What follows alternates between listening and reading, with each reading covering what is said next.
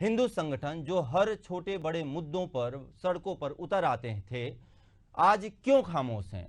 आज इस गंभीर मसले पर चर्चा के लिए हमारे साथ मौजूद हैं अध्यक्ष छत्तीसगढ़ वक्फ बोर्ड डॉक्टर सलीम राज, कांग्रेस प्रवक्ता अमित श्रीवास्तव और राष्ट्रीय उपाध्यक्ष करणी सेना के वीरेंद्र सिंह तोमर जी। आप तीनों अतिथियों का हार्दिक अभिनंदन है एशियन न्यूज के इस खास पेशकश मुद्दा में। आज मुद्दा बड़ा ही स्पष्ट है, बांग्लादेश या बंगाल। देखिए दुबे जी, आपने बहुत अच्छी बात कही जी। और सबसे पहले मैं आपके ये जो आपने मुद्दा दिया है बंगाल या बांग्लादेश, जी, इस भारत के अंदर में जी, इस भारत के अंदर में एक अलग सा देश बनता चला जा रहा है। जी, मुझे लगता है कि जिस देश में जो हिंदू सनातनियों का जो देश है वहां पे हिंदू सुरक्षित नहीं है। जी, एक ऐसा प्रदेश है जहां पे 450 गांव को पलायन करना पड़ रहा है। जी, ये अपने आप में ही बहुत ही अमानवीय का दशा और दिशा दिख रही है। जी, साथ ही साथ ये आपने बहुत अच्छी बात कही कि और सेनाएं कहाँ हैं और दल कहाँ हैं जो आज दिख नहीं रहे। इतनी बड़ी घटना हिंदुओं के साथ हो रही है। जी, बिल्कुल सत्य है। मैं आह्वान भी करना चाहूंगा कि इतनी बड़ी घटना आज आप देखें, बांग्लादेश की जैसी स्थिति बंगाल में होती जा रही है। जी, क्या ये सोची समझी साजिश है? ये साजिश में कौन लोग हैं? देखिए, ये भी बात सही है कि जब तक ऐसी कोई संवैधानिक स्थिति नहीं होती, वहां पे ऐसी कोई असंवैधानिक चीजें नहीं होती है, तब तक केंद्र सरकार वहां पे कोई हस्तक्षेप नहीं कर सकता। लेकिन केंद्र सरकार के पास में इतना तब कभी थोड़ा बहुत तो जो है ऐसी चीजें होती हैं कि उसमें हस्तक्षेप करने को बनता है।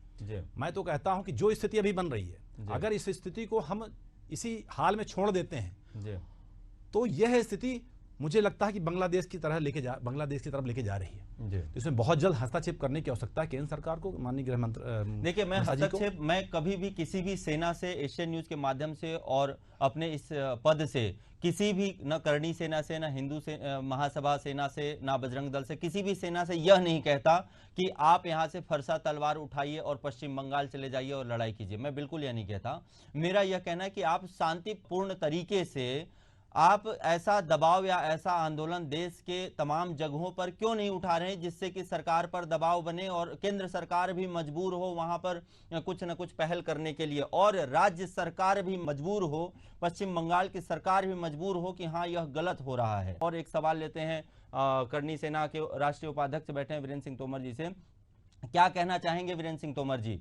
आप अपने आप को भी, चूंकि आप भी करणी सेना के राष्ट्रीय उपाध्यक्ष हैं, बड़ी पदवी पर हैं, और बाकी और हिंदू संगठनों को क्या कहना चाहेंगे और आप किस तरह से इस पर एक्शन लेंगे? देखिए, 2 दिन पहले की बात है, करणी सेना ने आह्वान किया कि राणा सांगा के ऊपर एक अभद्र, राणा सांगा सिर्फ किसी विशेष समुदाय या किसी जात के नहीं थे जी। लेकिन राणा सांगा सनातन धर्म के थे, सनातन धर्म के अगुवा थे। उन्होंने सनातन धर्म की रक्षा करी, लेकिन किसी एक ऐसे असभ्य व्यक्ति के द्वारा उनके ऊपर में लांछन लगाया गया, गलत टिप्पणी की। और आगरा में लगभग 5 लाख सनातनी इकट्ठा हुए और वह भी शांतिपूर्ण तरीके से, बिल्कुल तलवारें हाथों में थी, लेकिन इशारा होता तो कुछ भी हो सकता था, लेकिन शांतिपूर्ण तरीके से हमने अपना विरोध प्रदर्शन किया।